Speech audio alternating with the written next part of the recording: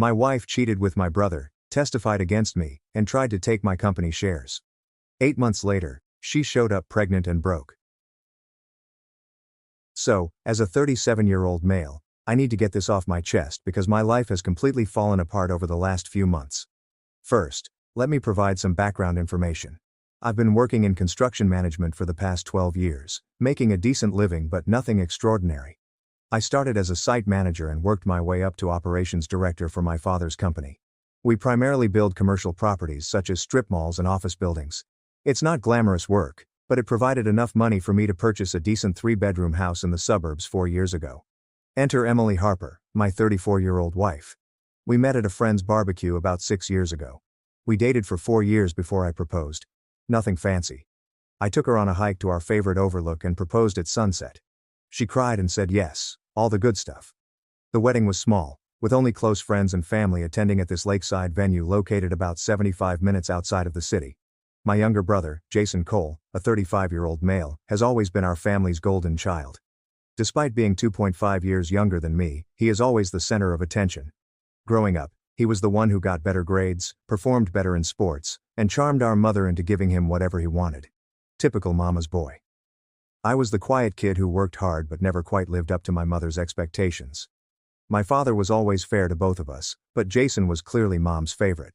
Our paths through college were very different. I worked construction jobs to help pay for my tuition, returning home exhausted, covered in dirt and sweat. Meanwhile, Jason earned an MBA.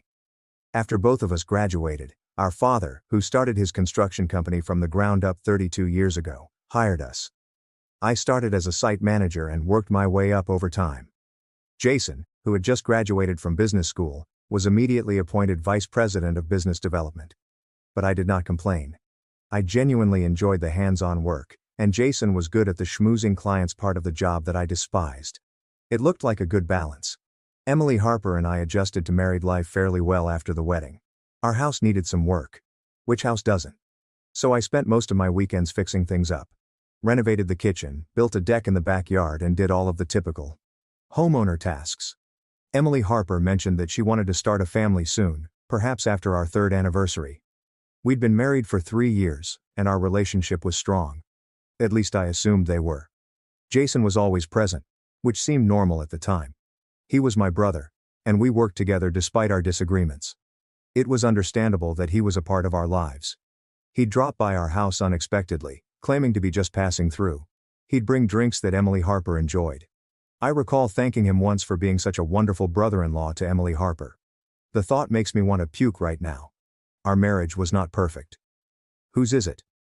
We argued about the usual things, like money, chores, etc. Emily Harper wanted to redo the bathroom, but I suggested we wait until I received my year-end bonus. Normal couple disagreements. Nothing made me think she was unhappy. We had a nice group of friends, mostly couples our age, some from work and some from Emily Harper's clinic. She worked as a physiotherapist. We'd have game nights or backyard cookouts, go camping on weekends when the weather was nice, and do other typical couple activities. I wasn't the most romantic guy in the world, but I tried. I remembered birthdays and anniversaries, and I occasionally brought home flowers for no apparent reason. I tried to be a good husband. My mother adored Emily Harper from the beginning. She was always bragging about how attractive she was. Our families got along well. We spent holidays together, celebrated birthdays, and so on. Emily Harper's parents were divorced but still lived in town, so we'd have double dinners for Thanksgiving and Christmas. It was hectic, but it was nice to feel like a big family. I can't pinpoint when things began to change. But man, I was so freaking blind, but that's how things go, right? You never expect it to happen to you, until it does. There were clear indications that something was going on between Jason Cole and Emily Harper.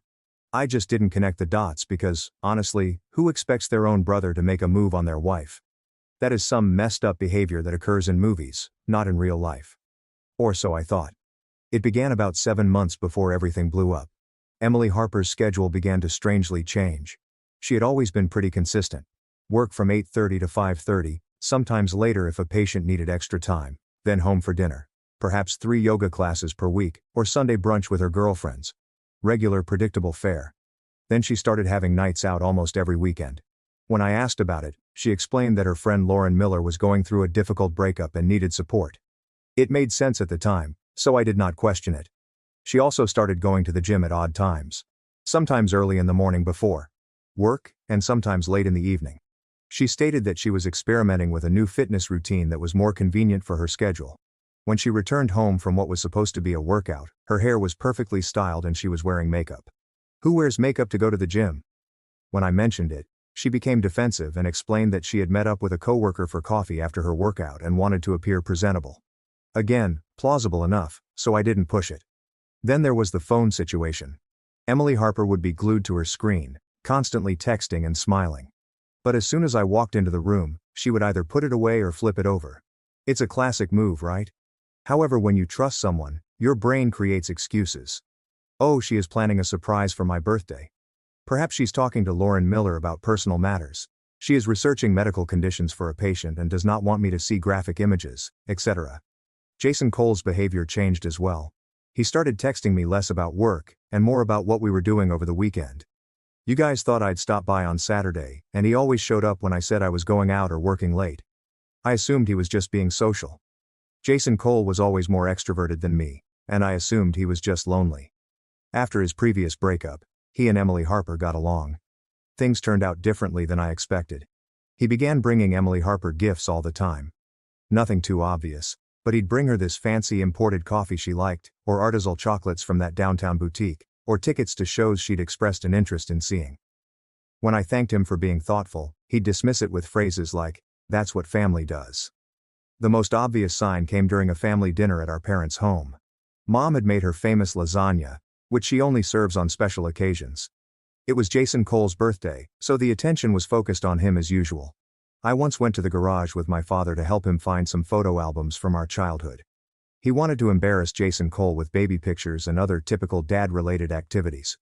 We were gone about 12 minutes. When we returned to the living room, Emily Harper and Jason Cole were sitting far too close on the couch, looking at something on his phone. When they saw us, they jumped. Jason Cole quickly pocketed his phone, leaving Emily Harper flushed. I remember making a joke about them looking guilty, and they both laughed uncontrollably. Jason Cole explained that he was just showing her photos from his recent business trip to Chicago. Emily Harper nodded and mentioned something about the architecture being amazing. I didn't think much of it, but I saw my father give them this look. He's always been more perceptive than me. Years of negotiating construction contracts makes you good at reading people, I suppose. Emily Harper was extremely quiet that night as she drove home. When I asked what was wrong, she snapped at me for something minor. We had our first major fight in months. Around this time she also began picking fights over the most ridiculous things. She once went off on me because I bought the wrong brand of pasta sauce. At the time I attributed it to work-related stress. Or perhaps she was concerned about us trying for a baby soon. The most bizarre thing was her sudden interest in our finances. Emily Harper had never been the type to worry about our bank accounts as long as the bills were paid. But out of nowhere, she began asking about my 403(b), our investments, and whether my name was the only one on the deed to the house. It was not. We were both on it. She even inquired about my stake in my father's company. I didn't think much about it. I thought she was finally interested in our financial future, especially since we were planning to have children soon. That's the thing that bothers me the most. All of these signs were flashing like neon lights, but I didn't notice them because I didn't want to until things got bad and imploded on Tuesday. It was approximately 4 months ago. Initially the day was nothing special. It was just another day at work. I was supposed to supervise a concrete pour at one of our construction sites across town. We had been planning this pour for several weeks. We had the permits, equipment rentals, and crew all arranged for major foundation work on this new medical office complex we were building. I arrived at the site at 5:45 a.m. We prefer to get started early before the day heats up, especially in the summer.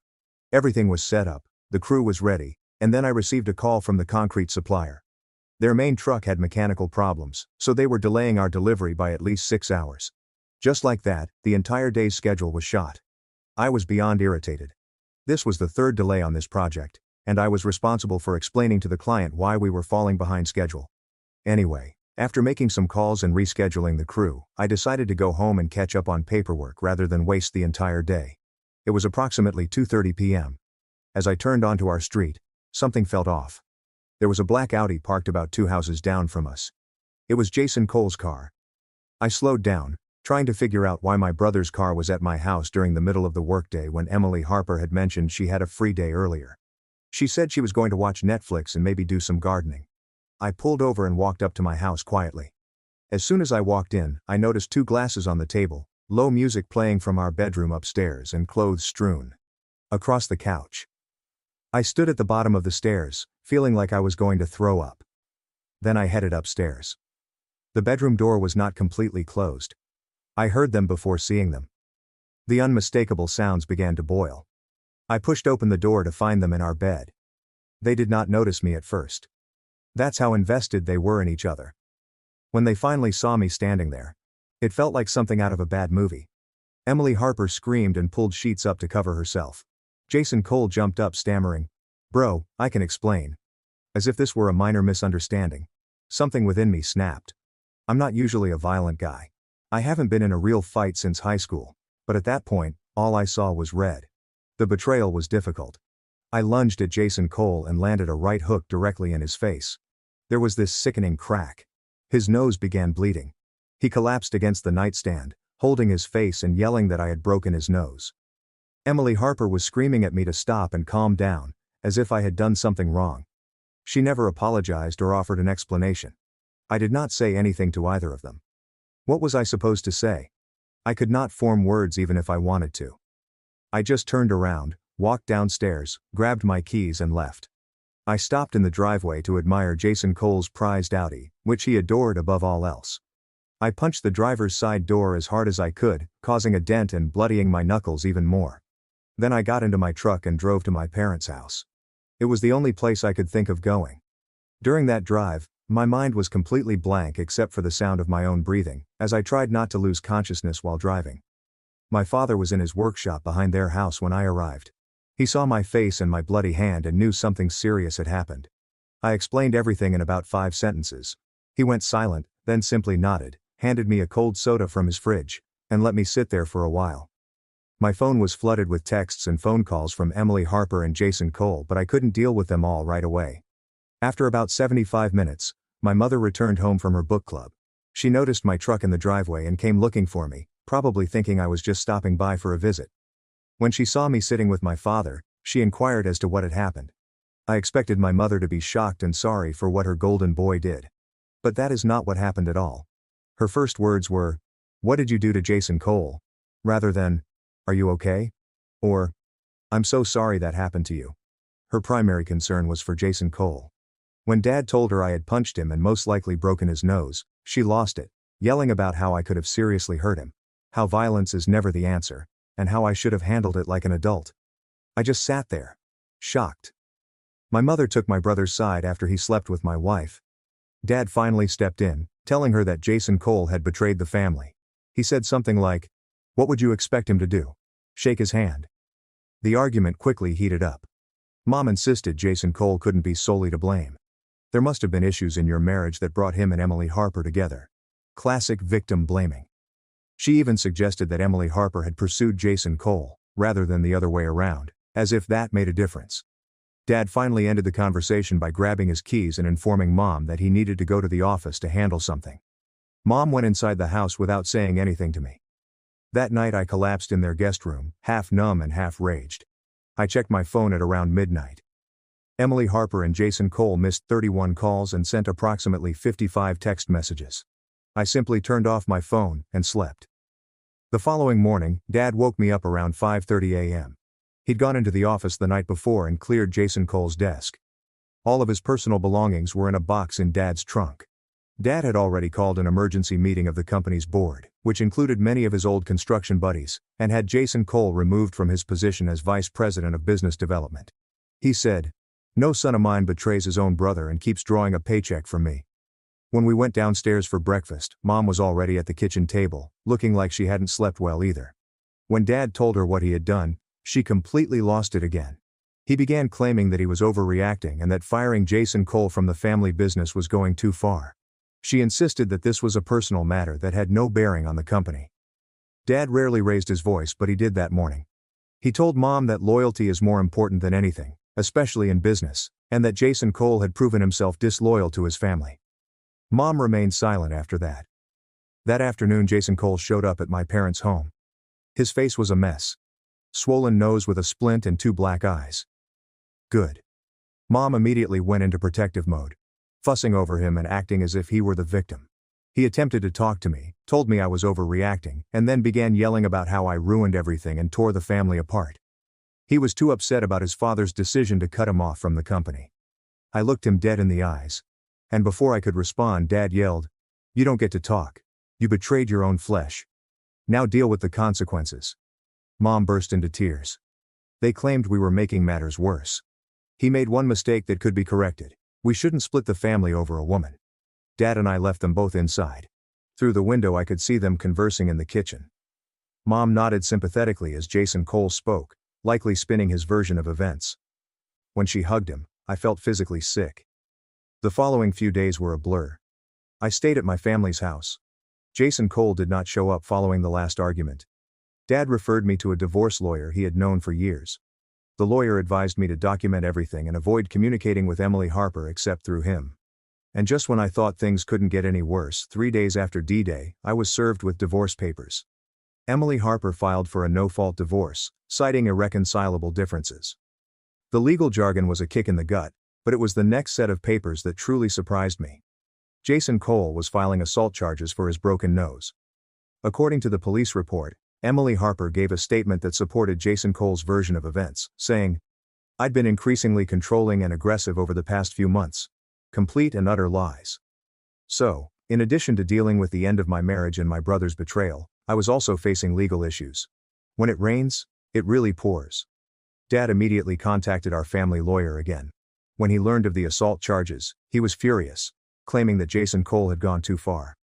Mom predictably told me I should have controlled my temper and that Jason Cole was within his rights to press charges. Again, defending him and blaming me. I just ignored her and stopped listening. So, as soon as we received the papers, my father contacted our family lawyer, Robert Bob Hayes. Robert Bob Hayes has been in charge of the company's legal affairs for about 20 years, so he is very familiar with our family. He came over to my parents' house that same night to talk strategy. We explained the entire situation. Robert Bob Hayes stated that, regardless of what led to the confrontation, I had technically committed assault. However, the fact that I caught Jason Cole with my wife did not legally justify physical violence, even though any normal human would understand my response. The good news was that it would most likely be treated as a misdemeanor, because Jason Cole's injuries, while painful, were not fatal. The divorce paperwork was a mess. Emily Harper wanted half of everything. The house, my retirement funds, and even a portion of my stake in the family business. Her lawyer argued that despite the fact that my name was the only one on the business documents, she had helped the company grow by supporting me. In reality, she had only attended about 4 company Christmas parties during our entire relationship. Robert Bob Hayes advised me against contacting Emily Harper or Jason Cole directly. From that point forward, everything had to go through the lawyers. 4 days later, I received a call from the police, asking me to come in for questioning regarding the assault. It was not an arrest, but rather a formal interview to hear my side of the story. Thank God, Robert Bob Hayes joined me. The detective was professional, but he seemed skeptical of my version of events. I told the truth.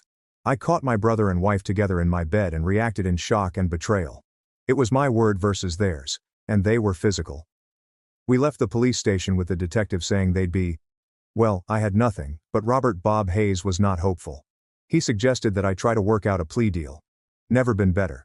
Meanwhile, my personal life continued to implode.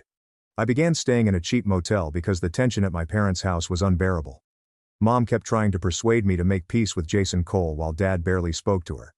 I returned to work, but everyone knew something was wrong, especially after Jason Cole abruptly disappeared from the company. Dad called a staff meeting and explained that Jason Cole's departure was due to family issues. He did not go into detail. A week after my police interview, I was formally charged with misdemeanor assault. My arraignment was scheduled for the following week. Robert Bob Hayes had prepared me for what to expect. We'd enter a not guilty plea and request a trial date, but he still suggested taking a plea deal to avoid the uncertainty of trial. I attended court with Robert Bob Hayes, entered a not guilty plea, and was released on my own recognizance. The judge set the trial date for 6 weeks later. Outside the courthouse I came across Jason Cole and his lawyer. His face was still bruised, but the swelling had subsided. He had the nerve to appear smug, as if he was winning. As we walked to the car, Jason Cole exclaimed, "Hope it was worth it, bro. I've never wanted to hurt someone so badly in my life."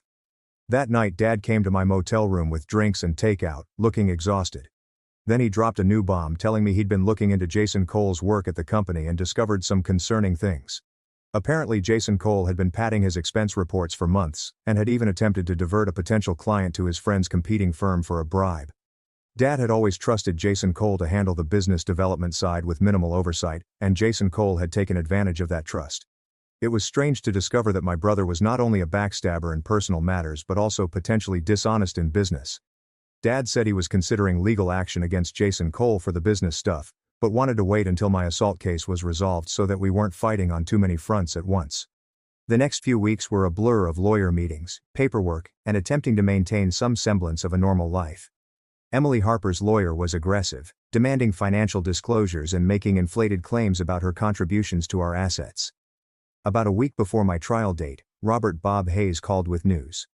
The prosecutor offered a deal in which the charges were reduced to disorderly conduct with some community service and a fine, no jail time, and the record could be cleared after 18 months. Despite the fact that it still sucked, I accepted the deal because I had no other option. On the day of the hearing, the judge accepted the plea deal but reduced the community service hours to 25 and waived 1/3 of the fine. As we left the courtroom, Jason Cole tried to approach Dad, but Dad just walked past him like he wasn't even there. Outside, Dad told me he had one more piece of business to handle, and he'd already changed his will, completely removing Jason Cole from his estate. Everything would go to me when the time came. Emily Harper's lawyer was still pushing for a 55-45 split of everything, despite the fact that she had cheated on my brother. This was the ultimate punishment for a guy like Jason Cole, who had been counting on his inheritance. Emily Harper wanted to keep the house, but there was no way I could afford to buy her out and get a new place for myself. Robert Bob Hayes and I gathered all of our financial documents and began working on the settlement negotiations.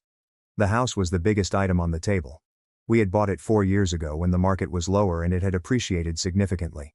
We still had a mortgage on it, but there was approximately $85,000 in equity. Robert Bob Hayes suggested selling the house and splitting the proceeds. It was upsetting to think about strangers living in the place I'd worked so hard for, but keeping it was not financially feasible. The retirement accounts were easier to divide. We each had our own 403(b)s through work, and we'd started a joint investment account for our future children's college fund. Emily Harper's lawyer argued that even though my name was the only one on the business documents, she was entitled to half the value of my shares because they were acquired during our marriage. The joint account was divided 55-45, and we each kept our own 403(b)s. We fought hard on this one, pointing out that my position in the company predated our relationship and that I had inherited some of my shares from my grandfather years before I even met Emily Harper. After weeks of back and forth, we reached a compromise. I kept my ownership stake in the company, but I had to pay Emily Harper a lump sum that represented a portion of the increased value of my shares during our marriage. During the settlement negotiations, which lasted about 2 months, I knew I needed to find a more permanent living situation, but it was difficult to commit to anything when my financial future was still uncertain. My father assisted me with this payment, saying it was worthwhile to keep the company entirely within the family. Jason Cole had vanished entirely during this time. After the court hearing in which Dad informed him that he had been removed from the will, he apparently packed up and left. Mom was still in contact with him, calling him on a regular basis, thinking we didn't know, but she'd learned not to mention his name around me or Dad. The family dynamic was permanently altered. Sunday dinners, holiday gatherings, and all that normal family stuff were gone. The divorce was finalized nearly 4 months after everything went down, and the terms were pretty standard for a no-fault state with no children involved. Mom still blamed Dad for driving Jason Cole away, but Dad stood his ground and said he made his own choices. Emily Harper received half of our joint assets, the house had to be sold, retirement accounts had to be divided, and I kept my stake in the company by buying her out of her portion. Yes, it was unpleasant, but the fact that we didn't have children meant that things couldn't have been worse. I told myself that losing money for the time being was preferable to living a lie. After the divorce was finalized, I found a condo closer to downtown and the office. It's smaller than our house, but it's fine for me, and I've been gradually furnishing it to make it feel like home. It's still a work in progress, but it's getting there. Then I began to reorganize my life. Dad promoted me to executive vice president about a month after everything happened, basically giving me Jason Cole's old job on top of my existing responsibilities. I've been working 65-hour weeks trying to rebuild the client relationships Jason Cole had managed and fix some of the messes he left behind. Working closely with Dad has been an unexpected bright spot in this whole disaster. We were always close in that typical father-son way, respected each other, but never really talked about important things. Now we grab dinner after work on a regular basis, and he started opening up about his own life challenges. He told me that he almost lost the business twice in the early days, which I had no idea about. He's teaching me about the financial side of things, preparing me to take over someday. If there's one thing I've learned, it's that you never really know someone, not your wife, not your brother, not even yourself, until you're tested. I've also learned that, while having your life blown up is unbearable, you can rebuild something different from the wreckage. It won't be the same life I expected, but it might end up being a decent one anyway. So, that's how things went for now. Thank you for reading my story. Typing all of this out was therapeutic in a way I didn't expect. If you're going through something similar, hang in there, it does get better, even when it feels like it never will. Update. Hey Reddit. So, it's been about 8 months since my original post, and a lot of you have been asking for an update. So here I am. Buckle up and grab your popcorn, because karma finally hit, and it hit hard. First of all, my business is thriving, and it turns out that I'm better at Jason Cole's job than he was. Dad is talking about retiring in the next few years, which would put me in the CEO seat. I never imagined that would be my path. But I'm prepared for it. I hadn't thought about Emily Harper or Jason Cole in a long time. I'd blocked both of their phone numbers, removed them from all social media, and was focused on moving forward. But then, last Tuesday, my doorbell rang as I was just getting home from work, sorting through my mail in the kitchen. I wasn't expecting anyone, so I looked through the peephole, and there stood Emily Harper, looking like absolute garbage. I hadn't heard from her since the divorce, and judging by her look I was curious, so I opened the door but didn't invite her in. She looked nothing like the put-together physical therapist I had been married to. She started crying the moment she saw me, full-on ugly crying with snot and everything, and I just stood there, not offering a tissue. It's amazing how you can be completely numb when looking at someone who once meant everything to you. In between sobs, she started rambling about how her life had fallen apart and how sorry she was, and I was about to shut the door when she dropped the bombshell. I didn't invite her in, but I did ask her to explain why she and Jason Cole had tried to make a go of their relationship after the divorce. They were convinced that they were meant to be together, and that the connection they felt justified what they'd done to me. Jason Cole had moved into Emily Harper's apartment, which she had obtained after we had sold our house, and they had been a happy couple for nearly 5 months before she became pregnant. According to Emily Harper, Jason Cole was initially excited. They began making plans, talking about names, and the whole thing, but then reality set in. Jason Cole was struggling financially after his father cut him off. Jason Cole wanted her to work until delivery and then return right away to keep the cash flowing. He had apparently grown accustomed to a certain lifestyle that he could no longer afford at his new job, and they began fighting over money. Jason Cole packed his things and left one night while Emily Harper was at work, leaving a freaking note saying he wasn't ready for this level of responsibility and that he needed to find himself.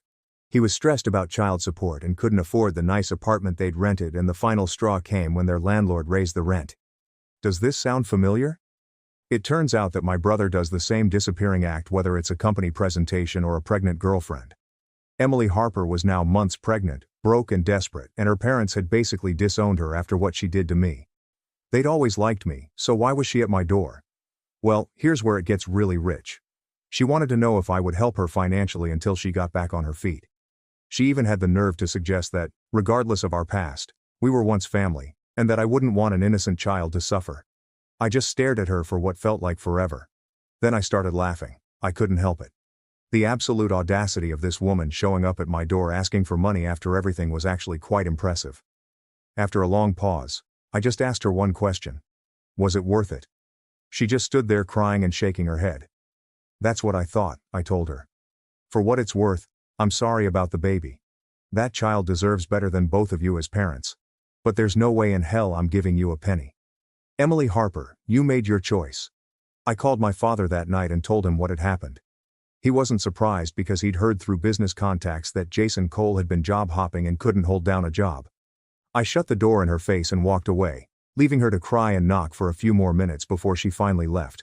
Apparently, he tried to use Dad's connections without Dad's permission and burned some bridges. His reputation in our industry is pretty much toast. Dad then said, "The best revenge is living well. And from where I'm standing, you're doing a hell of a lot better than either of them." He's right. Months ago, I thought my life was over. Now I have a promising career, a better life, and I'm finally settled. Meanwhile, The two of them destroyed each other without my help. So that's my update, Reddit. Karma can be slow to arrive. But when it does, it doesn't mess around.